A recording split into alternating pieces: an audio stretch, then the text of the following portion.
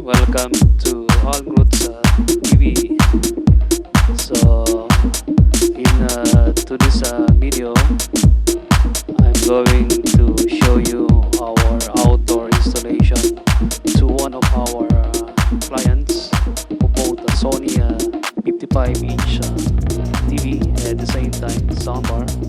So we're going to install the TV to her concrete wall. So let's start.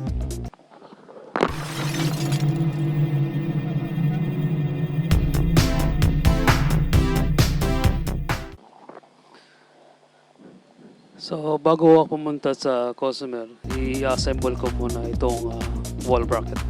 So ito yung mounting hardware na kasama nung bracket sa box. So included na dito yung different sizes na compatible sa mostly TV. Itong bracket ko is DMP brand, heavy duty, up to 50 kilos kaya nito. So i-assemble ko lang yung frame. Ito yung para sa wall, yung wall plate ang tawag nila dyan. So dali lang naman to, i-screw lang, tsaka meron naman siyang assembly instruction sa box. So ito yung screw na provided naman, kompleto. So madali lang, kaya lang i-advance ko na para mamaya i-deliver ko sa location ng customer. Diretso salpak na lang. So ito yung frame na assemble ko rin.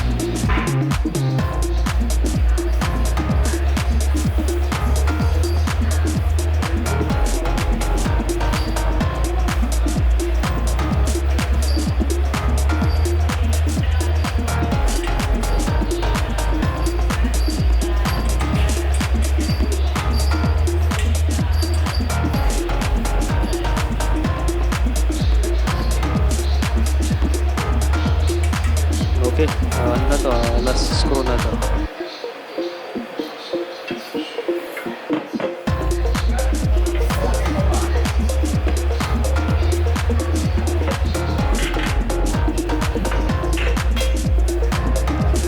Okay, ito yung dalawang metal na ini-screw natin dun sa likod ng TV. So after mo ma-screw sa likod ng TV, sinasalpak na. Tapos yung sofa na pinipilit ko, ito yung lock. So once na isalpak na yung TV, ilalock mo na ngayon yung TV dun sa ilalim. Yung screw na pinipilit ko ngayon, yan yung pinaka-lock.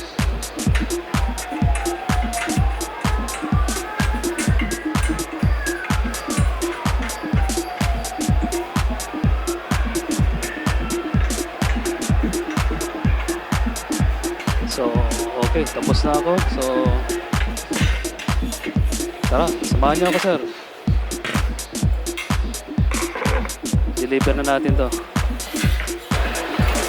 Go, go, go, go.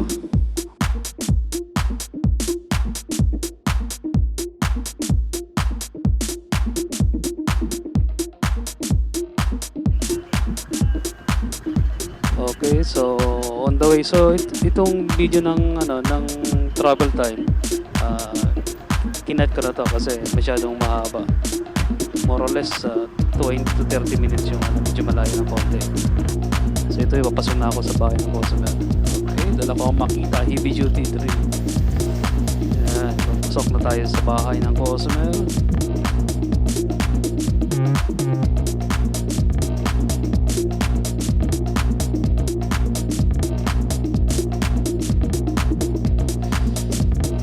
Kasama ko yung isang partner ko, ano siya. Okay. Ito yung frame kanina na 2 piraso. Ito babaklasin ko muna yung screw na nandun sa ilalim ng likod ng TV para may salpa ko yung adapter kasi malalim yung screw. Nag-provide naman ng Sony ng extension. Dito kita mo yung silver na extension. 4 dyan. So, make sure lang na maigpit. Tamang-tama lang. Okay, kabit ko na ngayon yung metal frame. Metal na yung 2 pirasong metal para sa TV.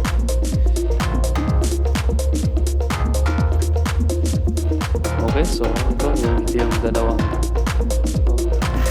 Okay, after ko masukatan, ayan, 3 butas lang gagalawin namin. So, ang pader niya, ang pinabutasan niya, itong yung pinaka-poste. Medyo matigas. So, ang ginagamit naming bolt, ito yung expansion bolt. Yung 12mm. Hindi namin ginamit yung pre na torque sa box. Okay? Hang na namin. Yun, ika-clamp lang yan. Yun, presto. Okay. Punta na ako sa initial setup. Ito yung soundbar ng Sony. S100F.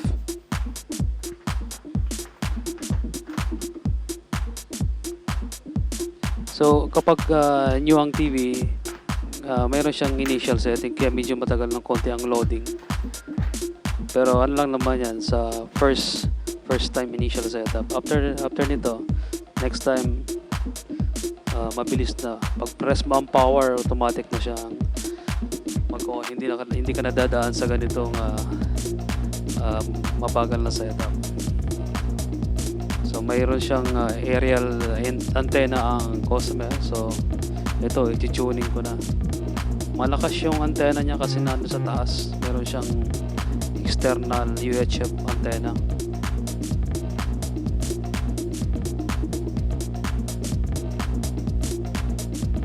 Okay, scanning channel. So dito sa Brunei ang channels mostly digital. Tapos sa pang maganda, aabot dito yung yung digital broadcast ng kapitbahay na bansa, yung Malaysia. Kaya umaabot ng 42 channel including radio. Okay, tapos na ako sa setup. Okay, ito yung interface ng Android. Okay, ito yung mga channels. So mag-browse na ako para ma-testing natin yung picture quality tsaka sound quality. By the way, itong TV na to is yung 55X8000H. Ano siya, Ultra HD. So maganda ang resolution. Kasi itong X80H 4K HDR. At the same time, meron siyang upscaling technology, yung X-Reality Pro. Maganda. Pagdating naman sa motion, meron siyang 60 Hz. Tapos meron siyang 200 frames per seconds. Okay, ito naka-play ako ng broadcast TV, TV3 yata ito. Okay, tapos yung nabit ko na rin via optical cable. Kasi yun ang provided na wire ng soundbar.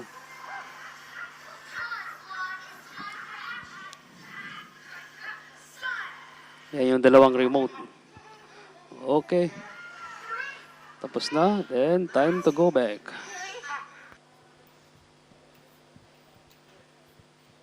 Okay guys, thank you for watching. Bye-bye. See you next time. Please don't forget to subscribe.